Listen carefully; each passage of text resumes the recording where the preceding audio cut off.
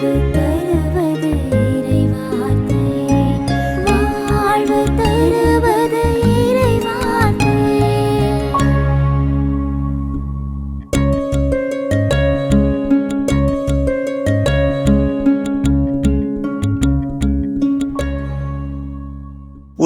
வாழும் மாதா தொலைக்காட்சியின் நண்பர்களே, உங்கள் அனைவரையும் வாழ்வு தரும் இறைவார்த்தை என்னும் இந்நிகழ்ச்சிக்கு தந்தையர்கள் நாங்கள் மிகுந்த அன்புடன் வருக என்று வரவேற்கின்றோம். அன்புமிக்கவர்களே, இன்று ஆண்டின் பொதுக்காலம் 19ஆம் ஞாயிறுக்குரிய வாசகங்களை நாம் கலந்துரையாடி தெளிவு பெறுவோம். யோவான் நற்செய்தி 6ஆம் அதிகாரம் 41 முதல் 51 முடிய உள்ள வசனங்கள் இன்றைக்கு நமக்கு நற்செய்தியாக தரப்பட்டிருக்கிறது. விண்ணகத்திலிருந்து இறங்கி வந்த வாழ்வு தரும் உணவு நானே. இந்த உணவை எவரேனும் உண்டால் அவர் என்றுமே வாழ்வார். எனது சதையை உணவாக கொடுக்கிறேன், அதை உலகு வாழ்வதற்காக கொடுக்கிறேன் என்று முத்தாய்ப்பாய் ஆண்டவர் இன்றைக்கு நமக்கு எடுத்துச் சொல்லித் தருகிறார். கத்தோலிக்கர்களாகிய நமக்கு தெரியும், இது நற்கருணையை பற்றிய ஒரு முன் போதனை. ஆம், நற்கருணையோடு இணைத்து இதை படித்து பார்க்கிற பொழுதுதான் இந்த பாடம் முழுமை பெறுகிறது என்று உறுதிபட நாம் சொல்ல முடியும். பழைய ஏற்பாட்டில் இஸ்ரேல் மக்கள் 40 ஆண்டுகள் வழிநடந்த பொழுது கடவுள் அவர்களுக்கு பொழிந்த மன்னாவை பின்புலமாக கொண்டு இந்த பகுதி மிக அழகான படிப்பினைகளை நமக்கு சொல்லித் தருகிறது. கடவுளுடைய வழிகள் மகத்தானவை, அவருடைய பராமரிப்பு நாம் எண்ணி பார்க்க முடியாதவை. அதிலும் அவர் நமக்கு உணவாக, உயிராக, வாழ்வாக வருவது என்பது உண்மையிலேயே நாம் போற்ற தகுந்த ஒன்று. இன்றைக்கு இந்த வாசகத்தை நாம் சற்று ஆழமாக பார்க்கலாம். இயேசுடைய வாழ்வு தரும் உணவு நானே போதனை முதல் நானே வாக்கியத்துடைய நீட்சியாக நம்ம பார்க்கிறோம். அதான் இதோடைய இலக்கிய சூழல். இதோடைய அமைப்புன்னு பார்க்கும்போது 4 நிலைகளில் இந்த நற்செய்தி பகுதி நகர்கிறது. முதல்ல யூதர்கள் இயேசுவை பார்த்து அல்லது இயேசுடைய அறிமுகம் கண்டு முணுமுணுக்கிறார்கள். இரண்டாவது, அந்த முணுமுணுத்தலுக்கு இயேசு பதிலிருப்பு செய்கிறார். மூன்றாவதாக, தந்தை வழியாக மகனை அறிந்து கொள்ள முடியும், மகன் வழியாக தந்தையிடம் வர முடியும் என்ற 2 நிலை நெருக்கம் காட்டப்படுகிறது.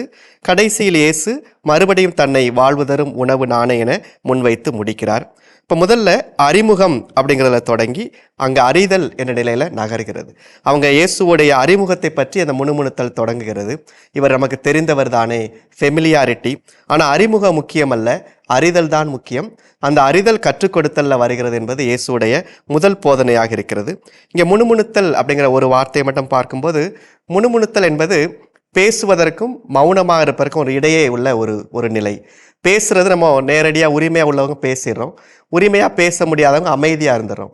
முணுமுணுத்தல் என்பது நமக்கு மேல் உள்ள, அதாவது நம்ம மேல் அதிகாரம் கொண்ட ஒருவர் முன் நம்ம பேச தயங்கி மௌனமாக இருக்க முடியாமல் இடைப்பட்ட ஒரு நிலை.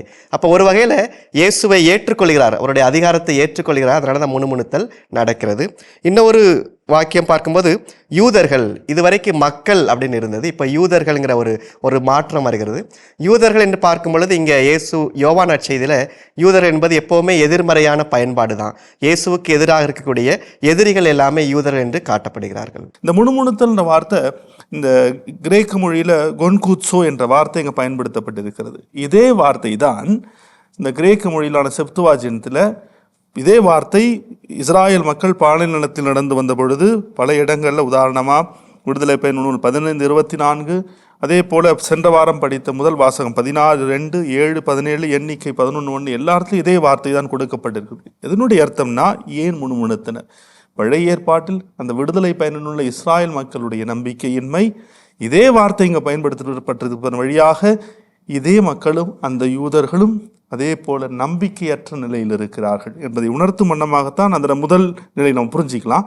இன்னும் இயேசு கிறிஸ்து அவர்களுக்கு எப்படி அந்த தெளிவை வெளிப்படுத்தி கடைசியில் முடிக்கும் பொழுதும் இயேசு சொன்ன சொல்ல பின்வாங்காதவர், அந்த உறுதியான நிலைப்பாடோடு இருப்பவர். அது இன்னைக்கு ஒன்று நாளைக்கு ஒன்று பேசுகிறவர் கிடையாது. அதனால தான் வாழ்வுதல் உணவு நானே அப்படின்னு சொல்லி 34 வசனத்தில் படித்தோம். இன்றைக்கி வாசிக்கப்படுகின்ற முதல் வசனம் அதாக தான் வருது, அது முடிவும் அதே தான். நாம் கடந்த வாரத்திலும் இந்த முணுமுணுப்பை கேட்டோம், இந்த வாரத்திலும் இந்த முணுமுணுப்பை நாம் பார்க்கிறோம். அந்த முணுமுணுப்பு நற்கருணையை பற்றியது. அன்று மாத்திரமல்ல, இன்றும் அந்த முணுமுணுப்பு தொடர்கிறது. ஏனென்றால் யார் இந்த இயேசு? இயேசு எப்படிப்பட்டவர்? அவருடைய வெளிப்பாடு எப்படிப்பட்டது? அதை சரியாக புரிந்து கொள்ளவில்லை என்றால் முணுமுணுப்பு தொடரத்தான் செய்யும். ஏனென்றால் கடந்த வாரத்தில் நம்ம பார்த்தோம், அந்த வசனம் எனக்கு பிடித்தமான வசனம், எபேசியர் 4:20. நீங்கள் கிறிஸ்துவை பற்றி கற்றறிந்தது இதுவன்று அவர் அடித்து சொல்லி விடுகிறார். கிறிஸ்துவை பற்றி நீங்கள் சரியாகவும் கற்றுக்கொள்ளலாம், தப்பாகவும் கற்றுக்கொள்ளலாம். ஆகவேதான் இயேசுவை பற்றி சரியாக புரிந்து கொள்ளுதல் வேண்டும். ஆல்பர்ட் நோலன் எனப்படுகின்ற ஒரு மிகச்சிறந்த இறையியல் அறிஞர் ஜீசஸ் பிஃபோர் கிறிஸ்டியானிட்டி என்கிற ஒரு கிறிஸ்தியல் நூலை வெளியிட்டார். நாங்கள் குடும்பத்தில் படிக்கிற காலத்தில் மிக பிரபலமான நூல். அந்த நூல் நிறைய விமர்சனங்களுக்கு உள்ளானது. பிறகு அந்த விமர்சனங்களை எல்லாம் உள்வாங்கி திருத்திய பதிப்புகளை தொடர்ச்சியாக வெளியிட்டார். பிறகு 20 ஆண்டுகள் கழித்து அவர் இன்னொரு நூல் வெளியிட்டார், ஜீசஸ் டுடே என்று சொல்லி. அப்போ அந்த நூலின் முன்னுரையில் அவர் சொல்லுகிறார், நான் கிறிஸ்துவை ஒரு கோணத்தில், ஒரே ஒரு கண்ணோட்டத்தில் மாத்திரமே என்னுடைய முதல் நூலில் விளக்கிவிட்டேன். அவரை ஒரு புரட்சியாளராக, ஒரு விடுதலை நாயகனாக நான் காட்டிவிட்டேன். அவருடைய மறுபக்கத்தை நான் காண்பிக்காது விட்டுவிட்டேன். அதை இந்த நூலில் நான் காண்பிக்க விரும்புகிறேன். அவர் தந்தையோடு கொண்டிருந்த அந்த நெருக்கம், அவர் கொண்டிருந்த ஜெப வாழ்வு, அவர் குழந்தைகள், ஏழைகள், பெண்கள் இவர்கள் மீது கொண்டிருந்த அணுகுமுறை, இவையெல்லாம் நமக்கு படிப்பினை. இவை எல்லாவற்றுக்கும் ஊற்றாக அவர் தன்னையே தருகிற அந்த தியாக நற்கருணை அப்படின்னு சொல்லி 2வது நூலில் 20 ஆண்டுகள் கழித்து கிறிஸ்துவை பற்றி நான் இப்பொழுது நிறைய கற்றுக்கொண்டேன் என்று சொல்கிறார். 20 வருஷம் பயிற்சித்து புஸ்தகம் போட்டார். அப்புறம் 20 வருஷம் கழித்து தான் அவருக்கு ஒரு நிதானம் வந்தது. கிறிஸ்துவை பற்றி நாம் சரியாக கற்றுக்கொள்ளவில்லை என்றால் அந்த முணுமுணுப்பு நம்மிடத்திலே இருக்கத்தான் செய்யும். ஆண்டவர் அதை தெளிவுபடுத்த, மக்கள் தெளிவு பெற இந்த பகுதி நமக்கு தரப்படுகிறது. ஆகவேதான் அவர் தெளிவாகவே சொல்கிறார், நீங்கள் என்னை பற்றி முணுமுணுக்க வேண்டாம் என்று அவர் சொல்கிறார். அவர்கள் முணுமுணுப்புக்கு காரணம் இயேசுடைய ஒரு பக்கத்தை பார்ப்பது. இயேசு யோசேப்பின் மகன் தானே, இவர் தாய் தந்தை நமக்கு தெரியும் தானே, நம்ம ஊருக்காரன் தானே, இவன் எப்படி விண்ணகத்திலிருந்து இறங்கி வந்தான்? இதுதான் அவர்களுடைய முணுமுணுப்புக்கு ஒரு காரணம். அவர்கள் அறியாதிருக்கிற இன்னொரு செய்தி உள்ளே இருக்கிறது. அதை நாம் புரிந்து கொண்டால்தான் அந்த முணுமுணுப்பு அடங்கும். என்னை அனுப்பிய தந்தை ஈர்த்தாலொழிய எவரும் என்னிடம் வர இயலாது. நீ என்னைய பார்க்கறது வந்துட்டு ஒரு உலகபூர்வமாக பார்க்குற, நான் யாருடைய பையன் அப்படின்னு உடல் அடிப்படையில் பார்க்குற. ஆனால் வெறும் பிறப்பினால் அல்ல, அதை தாண்டி தந்தை தான் படைத்திருக்கிறார். ஸோ தந்தை வழியாகத்தான் அனைவருமே. அப்போ தந்தை ஈர்த்தாலொழிய யாரும் என்னிடம் வர முடியாது. அதான் நம்ம எரேமியால 31:3 வசனத்தில் ரொம்ப அழகா போட்டிருக்கு, எனது பேரன்பால் உன்னை நான் ஈர்த்துள்ளேன். இதனுடைய இந்த வார்த்தைகளை கேட்கும்போது எனக்கு மாரியோ புட்ஸோங்கிறடைய த காட்ஃபாதர் நாவல் எனக்கு ஞாபகத்திற்கு வருது. அவர் அதில் ஒரு இடத்துல சொல்வார், when people are not happy with your present, they will dig your past. இங்கே வந்து இயேசுடைய ப்ரெசன்ட் ஒரு பெரிய மிரக்கல் நடத்தி உணவு கொடுத்துட்டாரு, but they are not able to accept it. So immediately they dig his past. அவர் எங்கேருந்து வந்தார், எங்கே பிறந்தார், அப்படி பார்க்கும்போது they kind of take offence at him, இடரல் படுகிறார்கள். அது ஒரு வகையில் இடரல். இன்னைக்கு மக்களும் அருள் பணியாளர்களை பற்றிய ஒரு இடரல் படலாம், தலைவர்களை பற்றிய இடரல் படலாம், ஈவன் கடவுளை பற்றிய ஒரு இடரல் படலாம். நம்ம ஒரு கேட்கக்கூடிய ஒரு கேள்வி இன்னைக்கு, நம்ம கடவுளை பற்றிய ஒரு இடரல் நம்மகிட்ட இருக்குதா? இன்னொரு பக்கம் இதோடைய இலக்கிய கூறு, கடந்த ஞாயிறு நீங்கள் குறிப்பிட்டீங்க, through misunderstanding through misunderstanding, தவறான புரிதல் வழியாக புரிதல். இந்த இடத்துல இன்னொன்று பார்க்குறோம், முரண், ஐரணி. அதாவது நான் விண்ணகத்திலிருந்து இறங்கி வந்தேன் இவர் எப்படி சொல்லலாம் என்று சொல்லும் போதே அவங்க சொல்லிடுறாங்க இவர் இறங்கி வந்தவர். அதான் அதோடைய முரண். அந்த முரண் வழியாகவும் யோவான் இந்த இலக்கிய கூற்றை பயன்படுத்தி ஒரு செய்தியை கொடுக்கிறார். யோவான் நற்செய்தியாளர் மத்தேயு நற்செய்தி, லூக்கா நற்செய்தியில் கொடுக்கப்பட்டிருக்கின்ற அந்த மூதாதையர் பட்டியலிருந்து வித்தியாசப்படுவார். மத்தேயு நற்செய்தியாளர் அபிரகாமிடம் தொடங்குவார், லூக்கா நற்செய்தியாளர் ஆதாமிடமிருந்து தொடங்குவார். ஆனால் யோவான் நற்செய்தியாளர் மட்டும்தான் அதற்கு முன்பாக சென்று துவங்குவார். அதன் வழியாக சொல்ல வருகின்ற கருத்து என்ன? நீ சொன்னாலும் சொல்லலைனாலும் அவர் விண்ணிலிருந்து இறங்கி வந்தவர் தான். ட்ராஸ், இந்த வார்த்தை வந்து பிடிச்ச அகுஸ்தினாருக்கு ரொம்ப பிடிச்ச வார்த்தை. அதான் தன்னுடைய புத்தகத்தில் எழுதுவார், கடவுள் உங்களை ஈர்த்திருக்கிறார் என்றால் அதற்காக நீங்கள் நன்றி சொல்ல வேண்டும். உங்களை ஈர்க்கவில்லை என்றால் நீங்கள் அதற்காக ஜெபிக்க வேண்டும், அவர் உங்களை ஈர்க்க வேண்டும் என்று. இந்த மீட்பு என்பது கடவுள் கொடுக்கின்ற கொடை. அதான் இங்க தெள்ள தெளிவா சொல்லிட்டார். நீ வந்து சட்டத்திட்டத்தை தெரிஞ்சதுனால அல்ல, கடவுள் உனக்கு கொடுத்தால் ஒழிய உன்னால் ஆண்டவரை அடைய முடியாது. கடவுள் தாமே அனைவருக்கும் கற்றுத்தருவார். கடவுள் கற்றுத்தந்ததை ஏற்றுக்கொள்கிறவர்கள் நிச்சயம் என்னையை ஏற்றுக்கொள்வார்கள். அப்ப இங்க எப்படி வருதுன்னா, நம்ம எஸ்ஐயால கூட நம்ம வாசிக்கிறோம், 54வது அதிகாரம் 13வது வசனம், உம் குழந்தைகளுக்கு கடவுள் தாமே கற்றுத்தருவார். நம்ம பார்க்குறோம் பழைய ஏற்பாட்டிலேருந்து கடவுள் வந்து அப்படியே இஸ்ராயல் மக்களுக்கு கற்றுத்தந்து கொண்டே இருக்கிறார். ஆனால் அது புரிதல் தான் நம்ம தவறா இருக்கிறது. நீங்க சொன்ன மாதிரி உலகப்பூர்வமான புரிதல். அவர் கற்றுத்தருவதை விட்டுவிட்டு உலகின் அடிப்படையில் புரிந்து கொள்ள முயற்சி செய்கிறது. ஆனா கடவுள் கற்றுத்தருவது போல இருக்கிறவர்கள், கடவுளிடந்து வந்துள்ளவர்கள் மட்டுமே கடவுளை கண்டுள்ளனர்.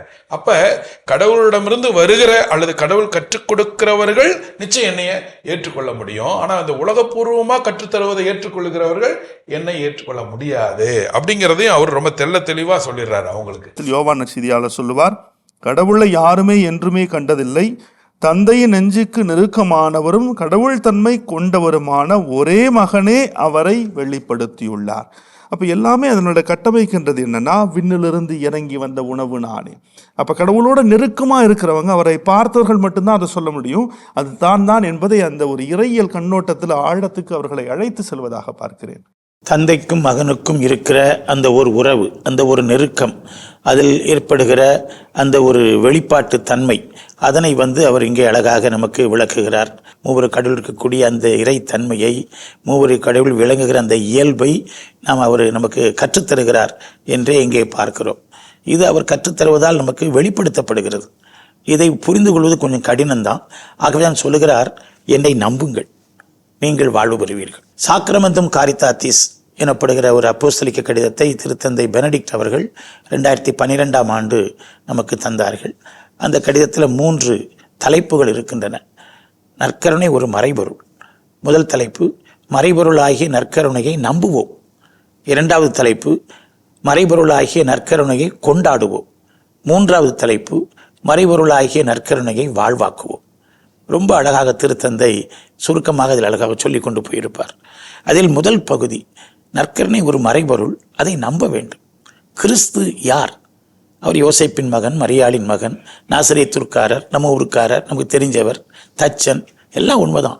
அவர் விண்ணகத்திலிருந்து வந்தார் என்று நீங்கள் நம்ப வேண்டும். அது ஒரு மறைபொருள், வெளிப்படுத்தப்பட்ட ஒரு மாபெரும் உண்மை. அதை நம்ப வேண்டும் என்கிற கருத்து இங்கே வலியுறுத்தப்படுகிறது. அந்த நம்பிக்கை நற்கருணையிலும் நமக்கு பிடிபட வேண்டும் என்பதுதான் நானே வாழ்வு தரும் உணவு என்கிற போதனையாக அமைகிறது. இந்த பகுதியில் உள்ள 3 சொல்லாடல்களை நம்ம புரிந்து கொள்ளலாம்னு நினைக்கிறேன். முதல்ல அருட்தந்தை அவர்கள் குறிப்பிட்டது போல கடவுளிடமிருந்து வந்தவர்.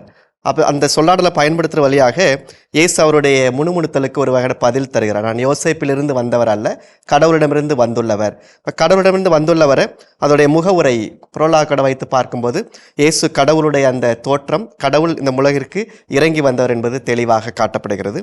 2வதாக நிலைவாழ்வு. இந்த நிலைவாழ்வுனா என்னங்கிறத பற்றி பல பேர் நம்மகிட்ட கேட்குறாங்க. நிலைவாழ்வுனா என்ன? இது இட்டர்னல் லைஃப், நம்ம இந்த வாழ்வுக்கு பிற்பாடு நடக்கக்கூடிய வாழ்வா அல்லது நிறைவாழ்வா, லைஃப் இன் ஃபுல்னஸ் அப்படின்னு பார்க்கும்போது 2 வகையான புரிதலை பார்க்குறோம். ஒன்று, இந்த இறப்புக்கு பின்னால் உள்ள நிலைவாழ்வு, நீடித்த வாழ்வு, நிரந்தரமான வாழ்வு. 2வது, இந்த உலகத்திலேயே உள்ள நிறைவான வாழ்வு, அது ஒரு அமைதியான வாழ்வாக இருக்கலாம், ஒரு வளமான வாழ்வாக இருக்கலாம், அப்படி நம்ம எடுத்துக்கலாம். அதேவேளை நம்ம ஒரு ப்ராஸ்பெரிட்டி காஸ்பலாக நம்ம எடுத்துக்கிடக்கூடாது. இப்போ இயேசுவை நம்புவதன் வழியாக ஒரு வகையான வளமையை அவர் ஒரு ப்ராமிஸ் பண்ணுறதில்லைங்க, நம்ம தெளிவாக இருக்க வேண்டும். அடுத்ததுடைய நிறைவுக்கு வரும்போது, அதை உலகு வாழ்வதற்காகவே கொடுக்கிறேன் என்று என்னுடைய நற்செய்தி பகுதி நிறைவு பெறுகிறது. அது ஏறக்குறைய நம்ம ஒத்தமைவு நற்செய்தியில் பார்க்குறோம். இயேசு தன்னுடைய இறப்பை முன்னுரைக்கிறார் 3 முறை. இங்கே யோவான் நற்செய்தியில் முன்னுரைப்பு நிகழ்வதில்லை, பட் சில வார்த்தைகள் வழியாக பேசுவார். நிக்கோதேமிடம் பேசும்போது உயர்த்தப்படுதல், அது ஒரு வகையான முன்னுரைத்தல். இங்கே இன்னொரு வகையான முன்னுரைத்தல், தன்னுடைய செல்ஃப் சாக்ரிஃபைஸ், தன்னுடைய தற்கையளிப்பை இயேசு இங்கே வெளிப்படுத்துவதை நம்ம பார்க்குறோம். நீங்கள் சொன்னது போல் அந்த நிலை வாழ்வு என்பது நிறைவாழ்வு, லைஃப் இன் ஃபுல்னஸ். ஏன்னா நம்ம 10ஆம் அதிகாரம் 10:10 படிக்கும் பொழுது முழுமையாக அந்த வாழ்வை கொடுப்பதற்காக வந்தேன் அந்த ஆண்டவர் இயேசு சொல்றார்.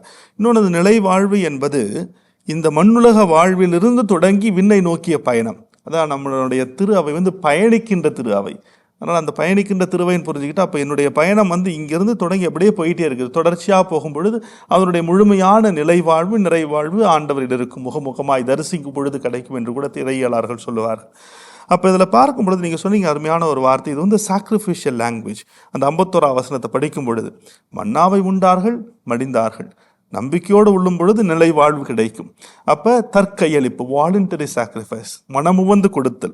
2வது விகேரியஸ், இன்னொன்று என்னன்னா பிறர் பொருட்டு தன்னையே கொடுத்தல்.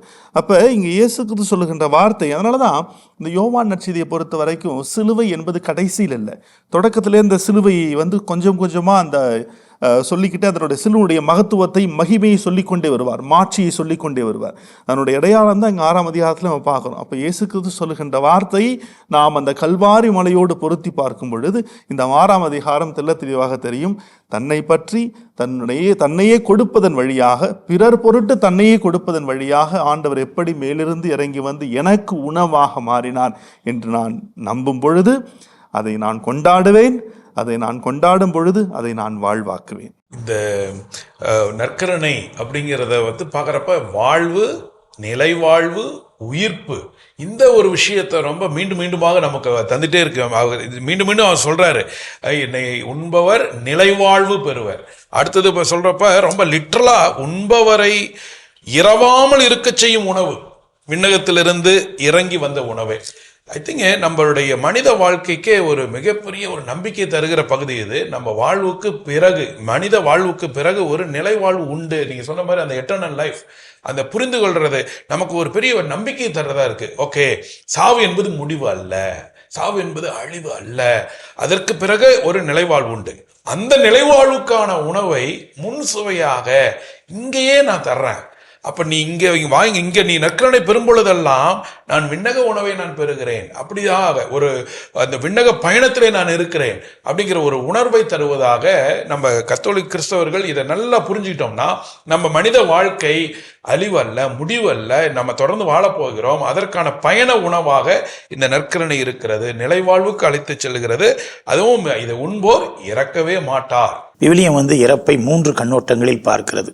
ஒன்று உடல் சாவு, இன்னொன்று ஆன்ம சாவு, இன்னொன்று நித்திய சாவு, முடிவில்லா சாவு. இன்பவனத்தில் ஆதாம் ஏவாளை பார்த்து ஆண்டவர் சொல்லியிருந்தார், நீங்கள் மரத்தின் கனியை உண்ண வேண்டாம், உண்டால் நீங்கள் சாகவே சாவீர்கள். அவர்கள் உண்டார்கள், செத்தார்களா? அதான் கேள்வி. அவர்கள் சாகவில்லை என்று நாம் நினைக்கலாம், ஆனால் அவர்கள் செத்தார்கள். கடவுளோடு உள்ள உறவில் இறந்தார்கள். அவர் இன்பவனத்தை விட்டு வெளியே விரட்டப்பட்டார்கள். கடவுளோடு கொண்ட நெருக்கத்தில் இருந்தார்கள். அதுதான் ஆன்மச்சாவு. பாவத்தின் கூலி மரணம். அவர்கள் மரணத்தை தழுவினார்கள். ஏனென்றால் கடவுளுடைய நெருக்கம், உறவு, அந்த ஒரு ஒன்றிப்பை விட்டு ஒரு விலகி போனார்கள். இந்த ஒரு ஆன்ம சாவு, அருள் வாழ்வு சாவைத்தான் நிறைய பேர் நாம் உலகத்தில் கொண்டிருக்கிறோம். நாம் அதிலிருந்து விடுதலை பெற வேண்டும் என்றால் நாம் இயேசுவை நம்ப வேண்டும். இயேசுவை நம்பினால் உயிர்ப்பிக்க பெறுவோம். இது ஒரு உருவகமாக நமக்கு சொல்லப்படுகிறது. உடலுக்கு அடுத்த சாவு நிகழ்ந்தே தீரும். அந்த இன்பவனத்தில் ஆண்டவர் சொல்லுவார், மண்ணிலிருந்து பிறந்தனே மண்ணுக்கு திரும்புவாய், ஒரு நாள் செத்தே போவாய். இயேசு 3 பேரை உயிர்த்தெழச் செய்தார். 3 பேரையும் ஆண்டவர் 3 பேரும் செத்து போயிட்டாங்க, திரும்பவும் போயிட்டாங்க. எல்லாரும் போய்த்தான் ஆகணும். அது உடலுக்கு அடுத்த சாவு, அது நிகழ்ந்தே தீரும். அதையும் பைபிள் சாவு என்று சொல்வதில்லை, தூக்கம் என்று தான் சொல்கிறது. அது இன்னொரு வாழ்வுக்கான தொடக்கம், ஆரம்பம், பூபாலம் என்று தான் அது நமக்கு அழகாக சொல்லித் தருகிறது. அது குறித்து நமக்கு விழிப்புணர்வும் அந்த வார்த்தையில் இருக்கக்கூடிய அர்த்தமும் நமக்கு புரிதல் வேண்டும். 3வது திருவெளிப்பாடு நூலில் தான் நமக்கு அழகாக சொல்லப்படுகிறது. ஆண்டவருடைய வருகையின் பொழுது நமக்கு நித்திய சாவு, நித்திய வாழ்வு, நிறைவாழ்வு, நிலைவாழ்வு, அதுதான். அது 3வது வகையான ஒரு வாழ்வு. இப்போ நம்ம இந்த ஆன்ம வாழ்வில் சாகாமல் இருந்தால் உடலுக்கடுத்த சாவு நடக்கும், நிலைவாழ்வை பெற்றுக்கொள்வோம். அதைத்தான் இங்கே அவர் சொல்லித் தருகிறார். கடவுளோடு கொள்ளுகிற உறவு, இந்த விழுமியங்களில் வாழுகிற உறவு, மனிதர்களை நேசிக்கிற உறவு, அந்த ஒரு வாழ்வை இயேசுவை நாம் பெறுகிறோம். கிறிஸ்துவுக்குள் வாழுகிறோம், கிறிஸ்துவின் விழுமியங்களை உள் வாங்குகிறோம். அதைத்தான் அந்த போதனையும் அந்த உணவும் அந்த வாழ்வும் இயேசு நமக்கு சொல்லித் தருகிறார்கள். இன்றைய முதல் வாசகம் இன்றைய நற்செய்தி வாசகத்திற்கு அழகு சேர்ப்பது போல் பழைய ஏற்பாட்டில் நற்கருணை பற்றிய ஒரு பாடத்தை நமக்கு சொல்லித் தருகிறது. பழைய ஏற்பாட்டிலே வடக்கு இஸ்ரேல் நாட்டிலே ஆகாபு, ஈசபேல் எனப்படுகிற அரசன் அரசியர் வாழ்ந்து வந்தார்கள். அதில் ஈசபேல் மிகவும் ஒரு கொடுங்கோல் அரசியாக இருந்தார். அவர் அங்கிருக்கிற யாவே இறைவாக்கினர்களை எல்லாம் கொன்றளித்தார். யாவே வழிபாட்டை தடுத்தார். ஒரே ஒரு இறைவாக்கினர் தப்பித்தவறி அங்கு வாழ்ந்து கொண்டிருந்தார். அவர்தான் எலியா. தம் பெயரில் நூல் எழுதாத ஒரு சிறந்த இறைவாக்கினர் எலியா. மக்கள் என்னை யார் என்று சொல்லுகிறார்கள் என்று கேட்கிற பொழுது எலியா என்றுதான் முதலில் சொல்லுவார்கள். விண்ணகத்திற்கு எடுத்துக்கொள்ளப்பட்ட எலியா மீண்டும் வருவார் என்பது அவருடைய ஐதீகம், நம்பிக்கையாக இருந்தது. அப்படிப்பட்ட எலியாவினுடைய வாழ்விலே மிக முக்கியமான தருணங்கள் நிகழ்ந்தன.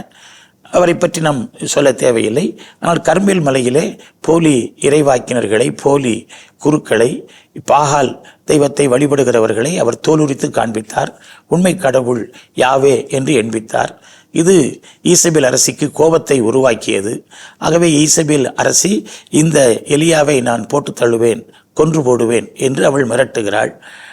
மிகப்பெரிய அற்புதத்தை செய்துவிட்டு மக்களுக்கு உண்மை கடவுள் காண்பித்த அவர் உயிர் பிழைப்பதற்காக அவர் ஓடுகிறார். அவரால் ஓட முடியவில்லை. ஆகவே அவர் ஆண்டவரே நான் சாக விரும்புகிறேன் என்று சொல்லி சீனாய் மலையிலே அடைக்கலம் புகுந்து அங்கே ஆண்டவரிடத்தில் அவர் கெஞ்சுகிறார். அந்த பயணத்தின் பாதையில் அவருக்கு எப்படி உயிர்ப்பு வந்தது, மீண்டும் உயிர் மீட்சி வந்தது, எப்படி ஒரு எழுச்சி வந்தது என்பதுதான் இன்றைய முதல் வாசகம். இந்த வாசகம் நமக்கு பழைய ஏற்பாட்டில் நற்கருணைக்கு நிழலாக அமைந்திருக்கிற ஒரு வாசகம். இன்றைய முதல் வாசகத்தை 4 பகுதிகளாக நம்ம பிரிக்கிறோம். முதல்ல எலியாவுடைய மனச்சோர்வு அல்லது விரக்தி. அவர் அவ்வளவு பேரை பாகால் இறைவாக்களை எதிர்கொண்டவர் தானே மனதுக்குள்ள ஒரு சோர்வோடு இருக்கிறார். நம்ம எப்படி பார்க்கிறோம் அப்படின்னா ஒரு மார்டர் காம்ப்ளெக்ஸ், நான் என்னை அழித்துக்கொள்ள விரும்புகிறேன் என்று விரும்பக்கூடிய ஒரு நிலை. 2வது பகுதியில் கடவுளுடைய ஒரு வாக்குறுதி, நான் உன்னோடு இருக்கிறேன் என்ற ஒரு வாக்குறுதி.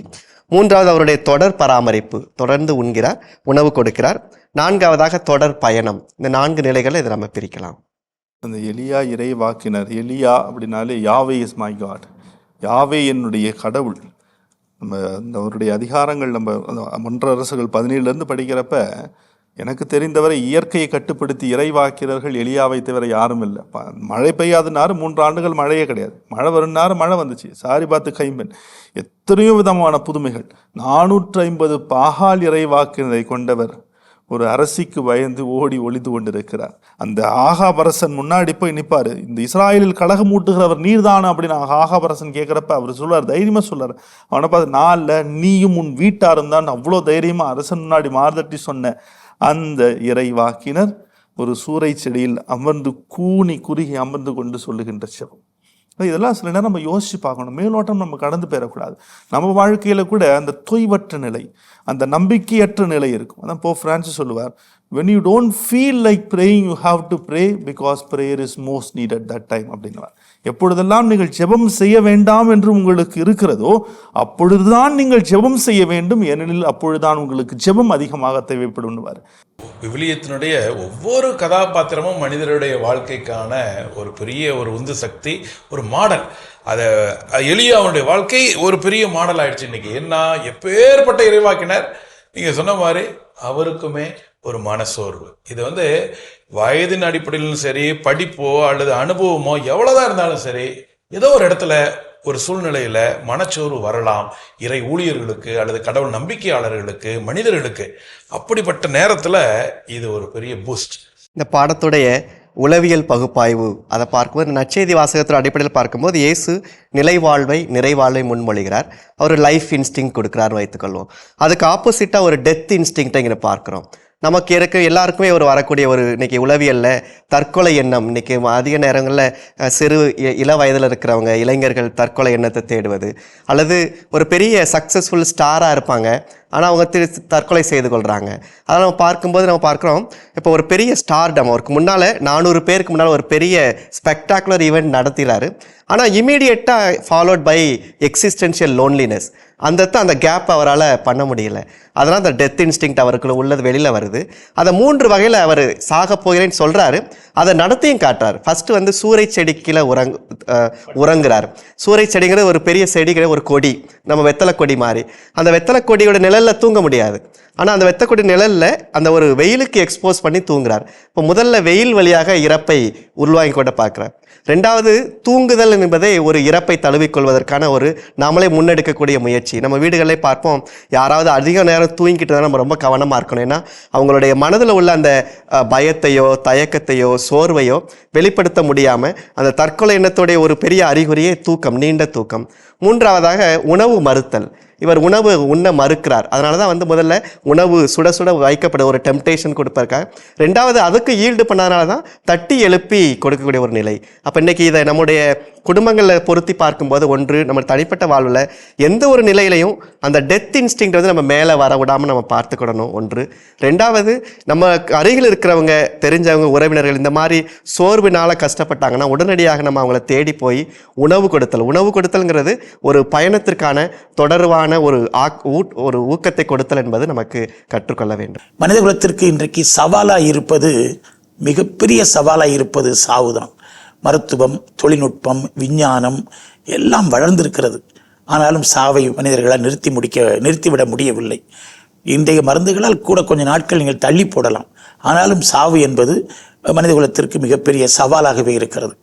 சாவுக்கு உண்மையான பொருள் கிறிஸ்து தான். சாவுக்கு உண்மையான பொருள் கிறிஸ்துவில் தான் அடங்கி இருக்கிறது. இந்த சாகாமையை அவர் நமக்கு தருகிறார். ஆகவே இங்கு நிழலாக அவர் உண்ட அந்த உணவு பிற்காலத்தில் இயேசு நமக்கு தரப்போகிற அந்த உணவு, அதற்கு அவ்வளவு பெரிய ஆழ்ந்த பொருள் இருக்கிறது. அது நம்மை உற்சாகப்படுத்தும், வாழச் செய்யும். இன்றைய 2ஆம் வாசகம் நமக்கு திருத்துதர் பவுல் எபேசியருக்கு எழுதிய திருமுகத்திலிருந்து தரப்பட்டிருக்கிறது. அந்த திருமுகம் கிறிஸ்துவுக்குள் புது வாழ்வை தூய ஆவியின் துணையினால் நாம் பெற்றுக்கொள்ள வேண்டும் என்கிற ஒரு படிப்பினையை சொல்லித் தருகிறது. மனக்கசப்பு, சீற்றம், சினம், கூச்சல், பழிச்சொல் எல்லாவற்றையும், தீமை அனைத்தையும் உங்களை விட்டு நீக்குங்கள். இது இருந்தாலே போதும். இதெல்லாம் நம்மகிட்ட இல்லைனாலே நமக்கு புது வாழ்வு தான். இது ஒன்றும் பேசினாலே நமக்கு நேரம் பத்தாது என்னன்னு. அடுத்தது முக்கியமானது, அப்போ எப்படி வாழ வேண்டும்? ஒருவருக்கொருவர் நன்மை செய்து பரிவு காட்டுங்கள். கடவுள் உங்களை கிறிஸ்து வழியாக மன்னித்தது போல நீங்களும் ஒருவரை ஒருவர் மன்னியுங்கள். அப்போ இது வாழ்விற்கான படிப்பினை. அதாவது என்னன்னா, ஆண்டவரை நான் வாங்கும் பொழுது நம்ம சொன்னோம் இல்லைங்களா, நற்குணை என்பது கொண்டாடுதல் இல்லை, அதை வாழ்வாக்குதல். அப்போ ஆண்டவரை வாங்குறப்ப என்கிட்ட மனக்கசப்பு இருக்காது, சீற்றம் இருக்காது, கூச்சல் இருக்காது. மாறாக நான் ஏற்றுக்கொள்வேன், மன்னிப்பேன். அதான் வாழ்வியல் ஆக்குகின்ற முறை. உளப்பாங்கு புதுப்பிக்கப்பட வேண்டும் அப்படின்னு சொல்ல ஒரு ஆன்மீக மாற்றத்திற்கு பவுல் அவர்களை அழைக்கிறார். ஆன்மீக மாற்றம் என்பது அறநெறி மாற்றம் என்று அவர்களுக்கு ஒரு கருத்தியலை கொண்டு வந்து, கிறிஸ்தவ அறநெறி என்பது இந்த மாதிரியான விழுமியங்களை கொண்டிருக்கும் என்பது பவுலுடைய புரிதலாக இருக்கிறது. கடைசியாக அவர் முடிக்கும் போது, கிறிஸ்து உங்களுக்காக தம்மை நறுமணம் வீசும் பலியும் காணிக்கையுமாக கடவுளிடம் ஒப்படைத்து உங்களிடம் அன்பு கூர்ந்தது போல நீங்களும் அன்பு கொண்டு வாழுங்கள். அப்ப கிறிஸ்துவை ஒரு மாதிரியான அடிப்படையான ஒரு அடித்தளமாக வைத்து அதற்கேற்ற ஒரு வாழ்வை தகவமைத்துக் கொள்ள அவரை அழைக்கிறார். இதை இன்றைய நற்செய்தி வாசகத்தோடு பொருத்தி பார்க்கும்போது, கிறிஸ்து உங்களுக்காக தம்மை நறுமணம் வீசும் பலியும் காணிக்கையுமாக, அந்த தற்கையளிப்பு அதை இங்கே நினைவூட்டுவதாக இருக்குது. அங்கே இயேசு நான் உலகுக்கு வாழ்வு கொடுக்க வந்த அந்த தற்கையளிப்பு இங்கே மீண்டும் நினைவுபடுத்துகிறார். நன்மையான எந்த கொடையும் ஒளியாகிய கடவுள் புறப்பட்டு வருகிறது. வாழ்வு ஒரு கொடை. நாம் வாழ அழைக்கப்படுகிறோம். ஆனால் இங்கே உலகத்தினுடைய காரணிகள், மிரட்டல்கள், உருட்டல்கள், பல தோல்விகள், உளவியல் சறுக்கல்கள் இவையெல்லாம் நம்மை வாழ விடாமல் நம்மை சாவை நோக்கி நம்மை அழைத்து செல்கின்றன. அப்படியாக அல்ல. ஆண்டவர் இயேசுவில் நம்பிக்கை கொண்டு, இயேசுவை உண்டு, இயேசுவின் விழுமியங்களை நாம் நமதாக்கி வாழ வேண்டும் என்கிற மகத்தான படிப்பினையை இன்றைய வாசகங்கள் நமக்கு சொல்லித் தருகின்றன. வாருங்கள், கிறிஸ்துவுக்குள் நாம் வாழ்ந்து சான்று பகர்வோம். அன்புமிக்கவர்களே, வாழ்வு தரும் இறை வார்த்தை என்னும் இந்நிகழ்ச்சி இத்துடன் நிறைவுக்கு வருகிறது. மீண்டும் அடுத்த நிகழ்ச்சியில் உங்களை சந்திக்கும் வரை உங்களிடமிருந்து மிகுந்த அன்புடன் விடைபெறுகிறோம். இயேசுவுக்கு புகழ், இயேசுவுக்கு நன்றி. மரியே வாழ்க.